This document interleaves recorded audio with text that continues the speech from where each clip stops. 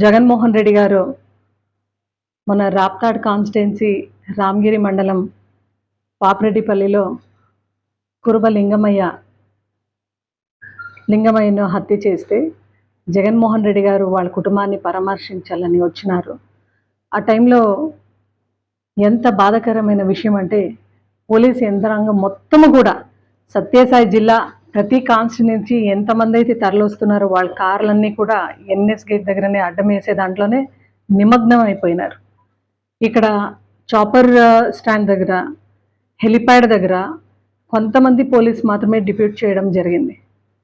ఆ ఒక తరుణంలో చాలామంది క్రౌడ్, ఎందుకంటే జగన్మోహన్ రెడ్డి గారు అంటే ఆయన సంక్షేమ సామ్రాట్, అభివృద్ధి సామ్రాట్ కాబట్టి జనాల గుండెల్లో ఈరోజు కూడా, ప్రజల గుండెల్లో ఈరోజు కూడా అదే స్థానం ఆయనకు ఉంది. కాబట్టి ప్రజలందరూ కూడా స్వచ్ఛందంగా ఆయన్ని చూడాలి అని చాలామంది తండోపతండంగా జిల్లా నలుమూల నుంచి, అనంతపూర్ ఉమ్మడి జిల్లా నలుమూల నుంచి కూడా రావడం జరిగింది. ఆ ఒక్క రష్లో పోలీస్ వ్యవస్థ అనేది వైఫల్యం చెందింది కాబట్టే ఆ రోజు చాపర్ ఏదైతే ముందర విండ్ షీల్డ్ ఉంది దాంట్లో ఎయిర్ క్రాఫ్ట్ రావడం అయితే జరిగింది. ఈరోజు పైలట్కు మళ్ళా కో పైలట్, చాపర్ ఎవరైతే నడిపిస్తున్నారో పైలట్ అండ్ కో పైలట్ ఇద్దరికి కూడా నోటీస్ ఇవ్వడం జరిగింది. వాళ్ళిద్దరిని కూడా నోటీస్ ఇచ్చేసి వాళ్ళిద్దరిని కూడా ఎక్స్ప్లెనేషన్కి పోలీస్ డిపార్ట్మెంట్ పిలిపిస్తున్నారు. ఈరోజు ఒకటే మాట అడుగుతున్నాను మిమ్మల్ని అందరినీ కూడా, పోలీస్ డిపార్ట్మెంట్ అధికార యంత్రాంగాన్ని ఒకటే మాట అడుగుతున్నారు. అంటే టీడీపీ ప్రభుత్వం మాట విని అధికారులు కూడా ఈరోజు కామన్ మ్యాన్ని కానీ, అదేవిధంగా ఇట్లా ఎవరైతే చాపర్స్, ఎవరైతే కో పైలట్స్ ఉన్నారో వాళ్ళందరినీ బెదిరిస్తే రాబోయే రోజుల్లో ఎవరు కూడా చాపర్తో ఇక్కడికి వచ్చే పరిస్థితి ఉండదు, జగన్మోహన్ రెడ్డి గారి పర్యటనని అడ్డుకోవచ్చు అనే ఏదో ఒక థింకింగ్లో ఈరోజు ప్రభుత్వం ఉంది. నిజంగా మీరు ఇలాంటి ఒక ఆలోచనలో మీరు ఉంటే నష్టం జరిగేది మీకే. ఎందుకంటే జగన్మోహన్ రెడ్డి గారు చాపర్లో దిగినారు కాబట్టి అంత పెద్ద సునామీ వచ్చింది. ఇంకా బై రోడ్ ఆయన ఏమైనా వస్తే ఏ ఒక్క డిపార్ట్మెంట్ ఫోర్స్ కూడా ఆయన్ని తట్టుకోలేని పరిస్థితిలో మీరు ఉన్నారు. కాబట్టి ఈరోజు వైఎస్ఆర్సీపీ క్యాడర్ మొత్తం పోలీస్ యంత్రాంగానికి సహకరించి ఎస్పీ గారు చెప్పిన వెంటనే, పోలీస్ యంత్రాంగం చెప్పిన వెంటనే మేము సహకరించినాం. కాబట్టి ఈరోజు నిజంగా అంత బాగా ప్రోగ్రాం జరిగింది. ఆ ప్రోగ్రాంకి చాలా బాగా జనాలు వచ్చి ప్రోగ్రాం సక్సెస్ అయింది. ఆయన ఆదరణ ప్రజల్లో అంత ఆదరణ ఉంది అని ఈ ఒక్క కూటమి ప్రభుత్వం తట్టుకోలేక ఇలాంటి చర్యలు చేస్తున్నారు. అంటే ఈరోజు ప్రకాష్ రెడ్డి గారు అన్నపైన కూడా కేసు పెట్టడం జరుగుతూ ఉంది. అదేవిధంగా ఎంతోమంది పైన కూడా కేసు బనాయించడం జరుగుతూ ఉంది. కో పైలట్స్ పైన కూడా కేసు పెట్టిస్తున్నారు. అంటే ఇవన్నీ కూడా ఎక్కడికి దారి తీస్తున్నారు? డెమోక్రసీ ఉంది. We are in a democracy country which is for the people, by the people and to the people. ఇటువంటి ఒక ప్రజాస్వామ్య వ్యవస్థలో ఖచ్చితంగా మా నాయకుడు వచ్చినప్పుడు ఆదరణ అలాగ ఉంటుంది. ఎవరన్నా సునామీని మీరు అడ్డుకుంటారంటే ఖచ్చితంగా అది మూర్ఖత్వమే.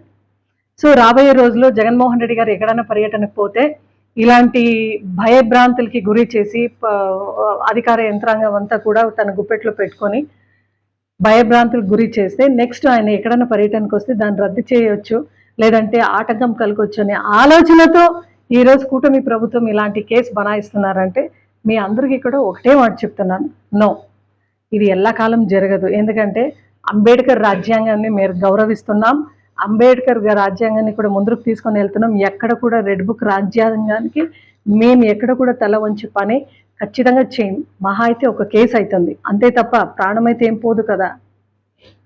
So YSRCP cadre, YSRCP party తరఫున ఈరోజు కూటమి ప్రభుత్వానికి ఒకటే మాట చెప్తున్నాం. జగన్మోహన్ రెడ్డి గారి గురించి సీకేపల్లిలో ఎవరో కామెంట్ చేస్తే కేసు పెట్టిన వెంటనే అరెస్ట్ చేశారు. అరెస్ట్ చేసిన వెంటనే మళ్ళా నెక్స్ట్ రోజు మన వాల్మీకి సోదరుని, అదేవిధంగా ఇద్దరు సోదరుల్ని కూడా ఈరోజు డెమోక్రటిక్ కంట్రీలో కూడా వాళ్ళని నడిపించి ఊరేగింపులో తీసుకొని వెళ్ళి రెచ్చగొట్టే విధానంగా ఈరోజు పోలీస్ యంత్రాంగం పనిచేస్తూ ఉంది. అంటే ఏమాత్రం ఇది కరెక్ట్? ఎందుకు ఇలాంటి ఆలోచనకు పోలీస్ దిగినారు? ప్రశ్నించి ధర్నా చేస్తామని చెప్తే దీపికమ్మ పైన, మళ్ళా వేణురెడ్డి పైన కూడా నిన్న పరిగి పోలీస్ స్టేషన్లో కూర్చోపెట్టే కార్యక్రమం చేసినారు. అంటే ఎవరైతే ప్రశ్నిస్తారో, ఎవరైతే గొంతు రైజ్ చేసి మాట్లాడతారో వాళ్ళందరినీ కూడా అరెస్ట్ చేసే ప్రోగ్రామ్, కేసు పెట్టే ప్రోగ్రామ్ చేసుకుంటారు. ఈరోజు ఎలక్షన్కు ముందు అయితే బాగా మాట్లాడినారు, పవన్ కళ్యాణ్ గారు మేము అటువంటి పాలన ఇటువంటి పాలన తెస్తామని ఈరోజు పవన్ కళ్యాణ్ గారిని అడుగుతున్నాం, ఎందుకు మీరు ఊరికే కూర్చున్నారు, ఎందుకు దీనిపై అసలు స్పందించడం లేదు అని అడుగుతున్నాను. ఈ ఒక రాప్తాడ్లో హెలిప్యాడ్లో ఎప్పుడైతే విండ్ షీల్డ్ కొద్దిగా ఎయిర్ క్రాక్ వచ్చిందో వెంటనే హోమ్ మినిస్టర్ అనిత గారు ప్రెస్ మీట్ పెట్టేసి ఆమె మాట్లాడుతూ ఉంది, ఇవన్నీ కుట్రపూరితమైన రాజకీయం అని. ఎక్కడ కూడా ఇంకా ఇన్వెస్టిగేషన్ కూడా జరగలేదు, అప్పుడే ఆమె హోమ్ మినిస్టర్ గా స్టేట్మెంట్ ఇస్తా ఉంది. ఇవన్నీ చూస్తుంటే ఒకటే, ప్రజలందరూ కూడా గమనిస్తున్నారు. ఇవన్నీ సమ్మరిగా మనం చూస్తే దీని తాత్పర్యం ఒకటే, జగన్మోహన్ రెడ్డి గారిని అడ్డుకొనాలి, జగన్మోహన్ రెడ్డి గారి పర్యటన రద్దు చేయాలి.